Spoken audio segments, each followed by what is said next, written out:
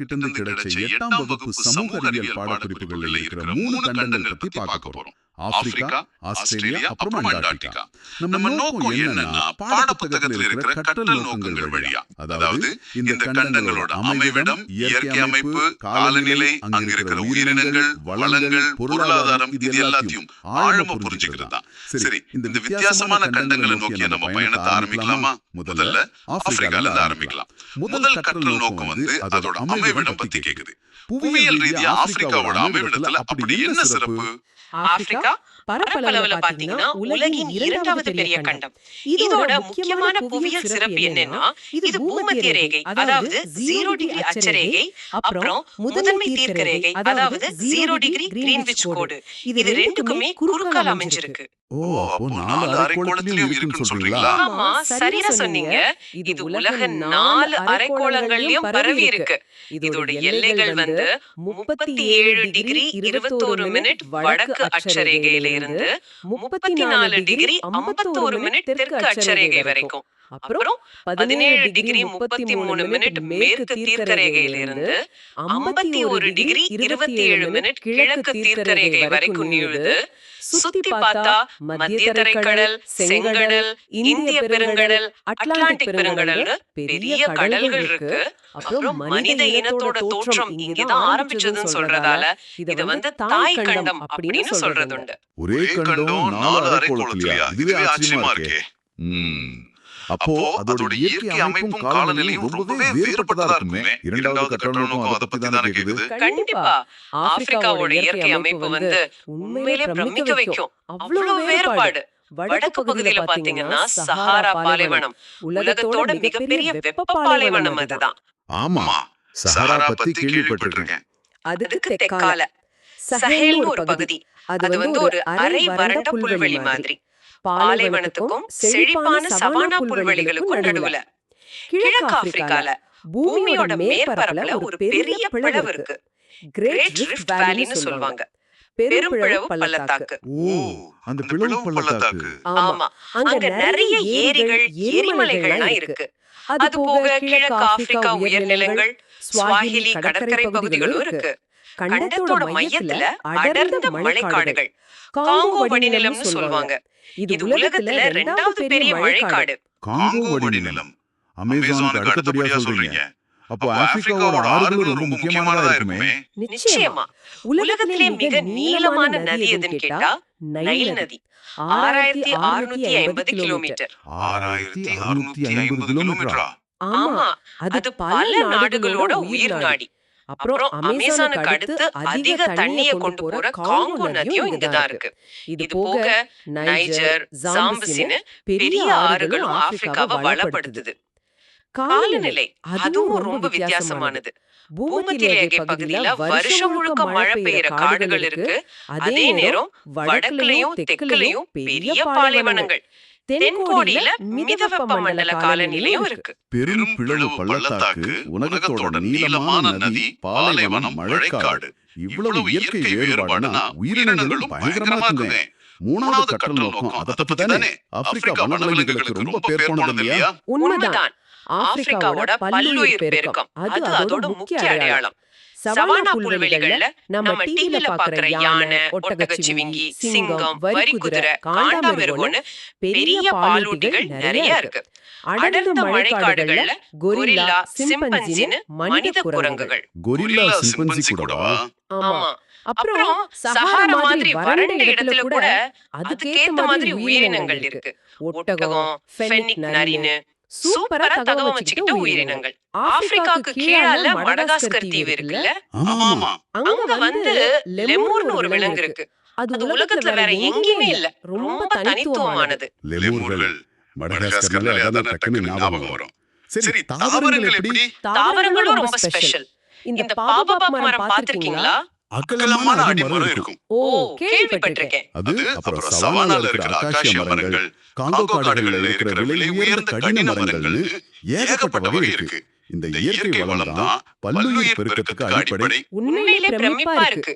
இவ்ளோ இயற்கை வளம் இருக்கிற ஆப்பிரிக்காவோட பொருளாதாரம், மத்த வளங்கள் பத்தி 4வது கற்றல் நோக்கம் என்ன சொல்லுது?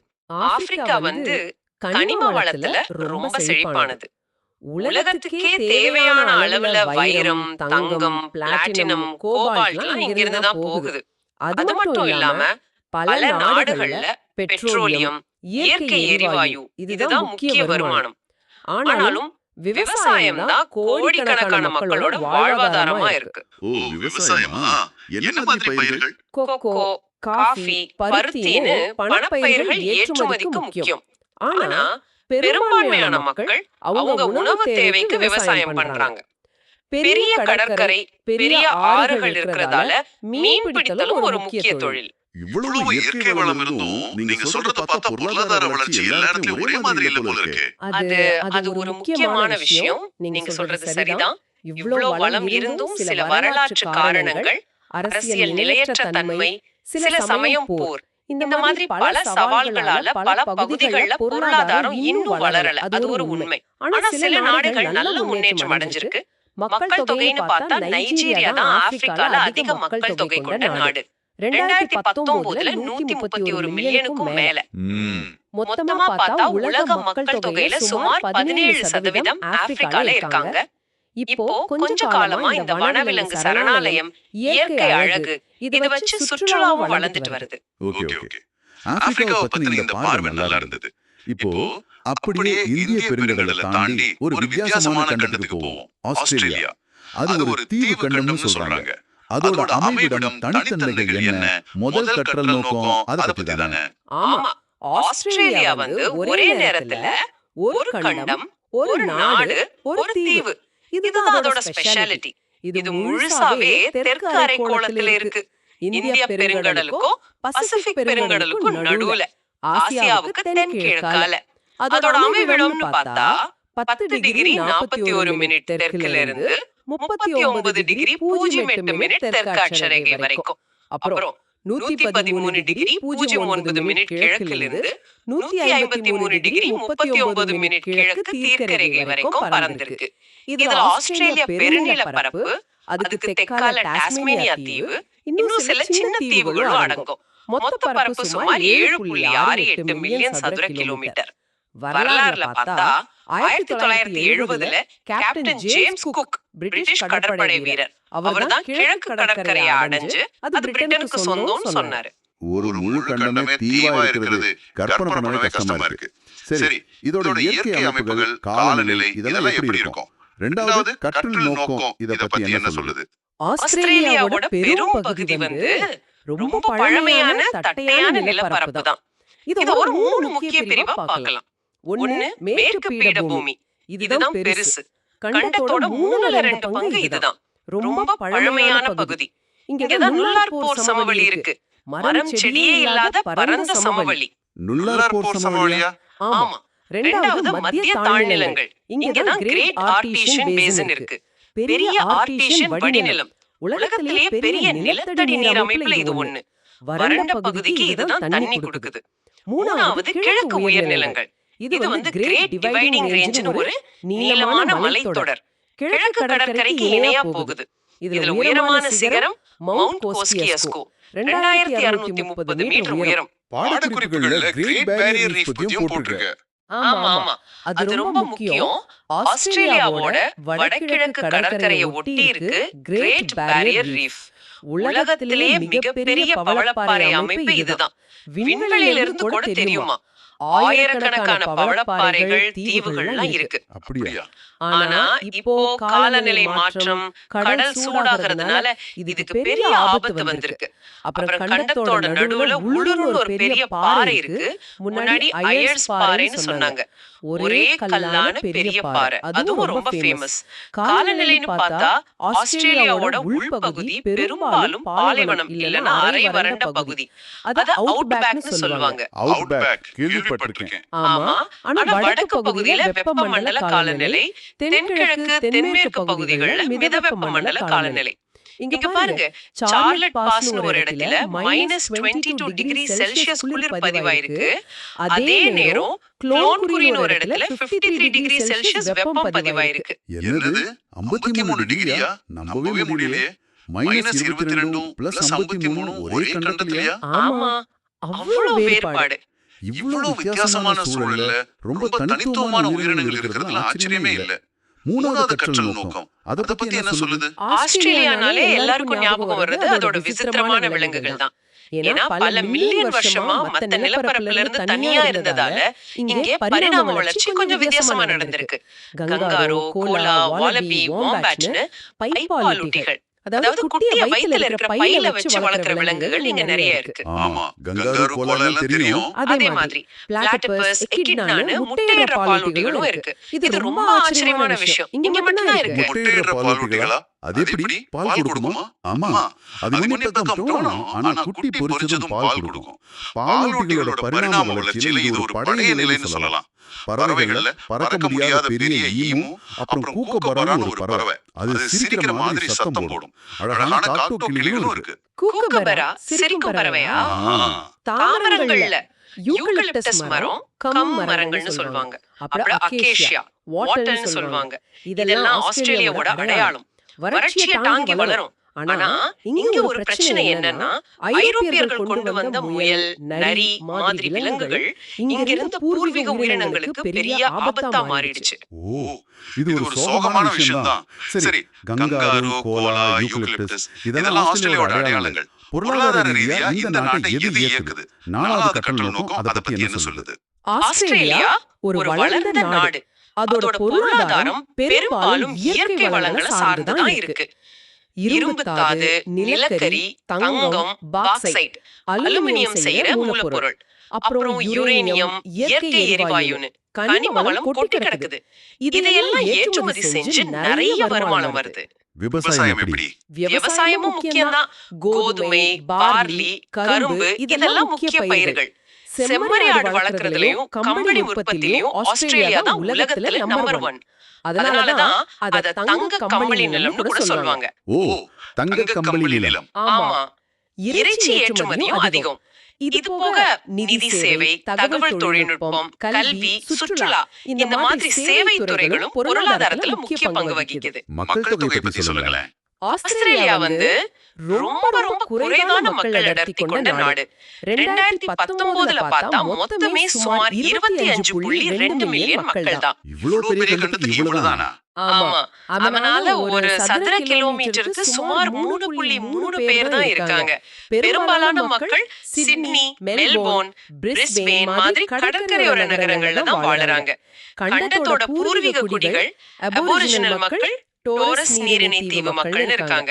அவங்களுக்கு பல்லாயிரம் வருஷம் வரலாறு, கலாச்சாரம் இருக்கு.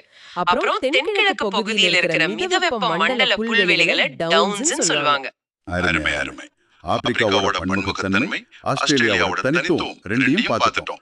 இப்ப நம்ம பயணத்தோட கடைசி இடம் உறைஞ்சு போன பூமி, அண்டார்டிகா. ரொம்ப குளிரா, வறட்சியா, காத்தா இருக்கிற கண்டம்னு சொல்றாங்க. அதோட அமைவிடம், அடிப்படை உண்மைகள் என்ன? முதல் கற்றல் நோக்கம் அத பத்தி தானே. அண்டார்டிகா நம்ம பூமியோட தென் துருவத்தை சுத்தி அமைஞ்சிருக்கு. முழுசாவே அண்டார்டிக் வட்டத்துக்கு தெற்கால இருக்கிற ஒரு பெரிய நிலப்பரப்பு. இது பரப்பளவுல 5வது பெரிய கண்டம். இதோட முக்கியமான விஷயம் என்னன்னா, இதுல 98% பனிக்கட்டியால மூடப்பட்டிருக்கு. 98%? ஆமா, அந்த பனிக்கட்டியோட சராசரி தடிமன் நினைச்சு பாருங்க, 1.9 கிலோமீட்டர். சில இடங்கள்ல 4 கிலோமீட்டருக்கும் மேல தடிமனா இருக்கு. உலகத்துல இருக்கிற மொத்த நல்ல தண்ணியில சுமார் 70% இங்க பனிக்கட்டியா உறைஞ்சு போயிருக்கு. 70% நன்னீரா? அப்போ அங்க மனுஷங்க நிரந்தரமா யாரும் அங்க வாழறதில்ல. விஞ்ஞானிகள் மட்டும் ஆராய்ச்சி பண்றதுக்காக தற்காலிகமா தங்குறாங்க. அதுக்காக ஆராய்ச்சி நிலையங்களும் அமைச்சிருக்காங்க. 1959ல ஒரு ஒப்பந்தம் போட்டாங்க, அண்டார்டிக் உடன்படிக்கைன்னு. அதன்படி இந்த கண்டம் அறிவியல் ஆராய்ச்சிக்கும் அமைதிக்கும் மட்டும்தான். ராணுவ நடவடிக்கை, கனிம வளத்தை சுரண்டுறது இதுக்கெல்லாம் தடை. ஓ, அது ஒரு நல்ல விஷயம். இதோட வெள்ளை நிற தோற்றத்தால இத வெள்ளை கண்டம் இல்லனா உறைந்த கண்டம்னு சொல்வாங்க. இத சுத்தி தென் பெருங்கடல் இருக்கு. இவ்ளோ பனிக்கு கீழே என்ன இருக்கு? வெறும் பாறைதானா? அதோட இயற்கை அமைப்பு பத்தி 2வது கற்றல் நோக்கம் என்ன சொல்லுது? இந்த பனிப்போர்வை கடியில ஒரு முழு கண்டமே மறைஞ்சிருக்கு. பாறை நிலப்பரப்பு இருக்கு.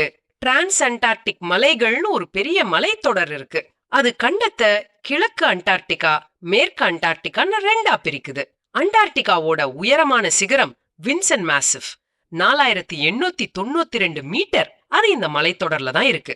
மலைகள் இருக்கா பனிக்கடியில? ஆமா, இன்னும் ஆச்சரியம் என்னன்னா, அங்க எரிபஸ் மலை மாதிரி செயல்படுற எரிமலைகளும் இருக்கு. பனிக்கடியில ஏரிகள் கூட இருக்குன்னு கண்டுபிடிச்சிருக்காங்க. காலநிலை அத பத்தி சொல்லவே வேணாம். பூமியிலேயே ரொம்ப குளிரான இடம் இதுதான். ரஷ்யாவோட வாஸ்டாக் ஸ்டேஷன்ல -89.2 டிகிரி செல்சியஸ் பதிவாயிருக்கு. -89.2 நினைச்சு பார்க்கவே முடியல. இதுதான் உலகத்திலே பதிவான மிக குறைந்த இயற்கை வெப்பநிலை. மழை ரொம்ப ரொம்ப கம்மி. அதனாலதான் இத குளிர்பாலைவனம்னு சொல்றோம். ஆனா பயங்கர வேகமா காத்து வீசும். கடாபேட்டிக் காற்றுன்னு சொல்லுவாங்க. மேல இருந்து பனிச்சரிவு மாதிரி கீழே வரும்.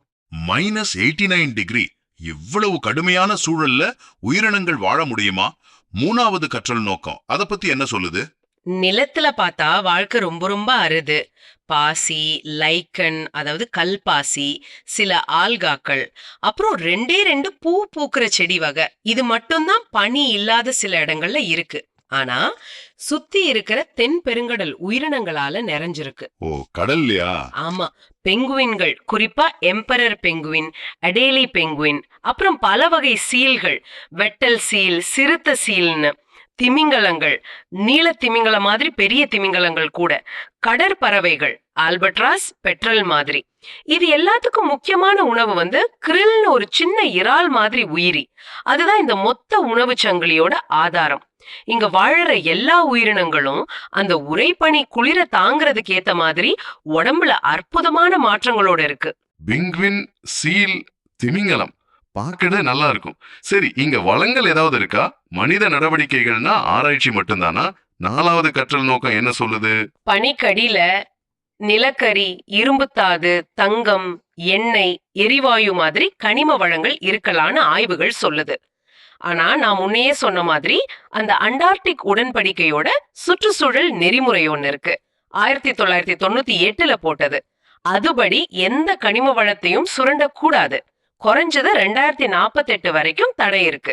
ஓ, 2048 வரைக்குமா? ஆமா, அதனால இங்க நடக்கிற முக்கிய மனித செயல்பாடு அறிவியல் ஆராய்ச்சி தான். காலநிலை மாற்றம், பனிப்பாறையியல், புவியியல், வானியல், உயிரியல்னு பல துறை விஞ்ஞானிகள் இங்க ஆராய்ச்சி பண்றாங்க. உலக காலநிலை மாற்றத்தை புரிஞ்சுக்க இது ரொம்ப முக்கியமான இடம். இப்போல்லாம் கொஞ்சம் கொஞ்சமா சுற்றுலாவும் நடக்குது. ஆனா ரொம்ப கட்டுப்பாடோட. பாரம்பரிய அர்த்தத்துல பார்த்தா இங்க எந்த பொருளாதார நடவடிக்கையும் கிடையாது வரலாற்றுல. நார்வேயை சார்ந்த ரோல்ட் அமுன்சென் தான் 1911ல முதல்ல தென் துருவத்துக்கு போனாரு. அதுக்கப்புறம் கொஞ்ச நாள்ல இங்கிலாந்தோட ராபர்ட் ஃபால்கன் ஸ்காட் போனாரு. ஆஹா, மனிதன் தோன்றிய தாய்க்கண்டம் ஆப்பிரிக்கா, தனிச்சு இருந்த தீவு கண்டம் ஆஸ்திரேலியா, பனி உறைந்த வெள்ளை கண்டம் அண்டார்டிகான்னு 3 வித்தியாசமான உலகங்களுக்குள்ள ஒரு பயணம் போன மாதிரி இருந்துச்சு. உங்க பாடக்குறிப்புகள், கற்றல் நோக்கங்கள் அடிப்படையில இந்த 3 கண்டங்களை பத்தின நம்ம அலசலோட முக்கிய படிப்பினியா எதை சொல்லலாம்? நாம பார்த்தத வச்சு கண்டங்களோட அபாரமான பன்முகத்தன்மையை புரிஞ்சுக்கலாம். ஆப்பிரிக்காவோட அந்த மையமான இடம் அதோட பரந்த நிலப்பரப்பு. இதுதான் பலவிதமான காலநிலை, இயற்கை அமைப்பு, ஏகப்பட்ட உயிரினங்கள் உருவாக காரணம். ஆஸ்திரேலியா பல காலமா தனியா இருந்ததுனால அங்க கங்காரு, கோலா, அந்த முட்டையிடிய பாலூட்டின்னு உலகத்திலே வேற எங்கேயும் இல்லாத உயிரினங்கள் உருவாச்சு. அண்டார்டிகா தென் துருவத்துல இருக்கிறதுனால அது ஒரு பெரிய பனிக்கட்டியா மாறி நம்ம உலகத்தோட காலநிலையில ஒரு முக்கிய பங்கு வகிக்குது. முக்கியமா நாம என்ன புரிஞ்சுக்கணும்னா, ஒவ்வொரு கண்டத்தோட அமைவிடம், இயற்கை அமைப்பு, காலநிலை, உயிரினம், வளம், அதாவது நாம பார்த்த அந்த கற்றல் நோக்கங்கள், இது எல்லாம் ஒன்னோட ஒண்ணு சேர்ந்துதான் அந்த கண்டத்தோட தனித்தன்மையை உருவாக்குது. அதே நேரம் இவ்வளோ வேறுபாடு இருந்தாலும் கடல் நீரோட்டம், காலநிலை வழியா இது எல்லாமே ஒன்னோட ஒண்ணு இணைஞ்சிருக்குங்கிறதையும் நம்ம ஞாபகம் வச்சுக்கணும். நிச்சயமா இது ஒரு வேகமான பார்வைதான். இருந்தாலும் நீங்க பகிர்ந்துகிட்ட தகவல்கள் மூலமா இந்த 3 கண்டங்களை பத்தி நீங்க இன்னும் கொஞ்சம் நல்லா தெரிஞ்சுக்கிட்டு இருப்பீங்கன்னு நம்புறோம். இறுதியா நாம சிந்திச்சு பார்க்கிறதுக்கு ஒரு விஷயம் என்னவா இருக்கும்? இந்த 3 கண்டங்களும் பார்க்கிறதுக்கு எவ்வளவு தனித்தனியா தெரிஞ்சாலும் நம்ம பூமிங்கிற அமைப்புல அவ எவ்வளவு ஆழமா ஒன்னோட ஒண்ணு இணைஞ்சிருக்குன்னு யோசிச்சு பாருங்க. உதாரணத்துக்கு அண்டார்டிகால பனி உருகினா அது உலகம் முழுக்க கடல் மட்டத்தை உயர்த்தும், கடல் நீரோட்டத்தை பாதிக்கும் இல்லையா? ஆமா, உண்மைதான். அதே மாதிரி ஆப்பிரிக்காவோட சஹேல் பகுதியில பாலைவனம் இன்னும் அதிகமானா அங்கிருந்து வர்ற தூசு புயல் அட்லாண்டிக் கடலை தாண்டி அமெரிக்காவோட காலநிலையே பாதிக்கலாம். ஆஸ்திரேலியாவோட பவழப்பாறைகள் அழிஞ்சா அது உலக அளவுல மீன் வளத்தை பாதிக்கும். ஆக ஒரு கண்டத்துல நடக்கிற ஒரு மாற்றம் எப்படி மத்த கண்டங்களையும் நம்ம எல்லாரோட எதிர்காலத்தையும் பாதிக்குது, இத பத்தி நம்ம தொடர்ந்து யோசிக்கணும், ஆராயணும். இது ஒரு முக்கியமான கேள்வி. சிந்திச்சு பார்க்கவும் இன்னும் தேடி தெரிஞ்சுக்கவும் தூண்டுற ஒரு அருமையான கேள்வி. இந்த விரிவான அலசல்ல எங்களோட இணைஞ்சதுக்கு ரொம்ப நன்றி.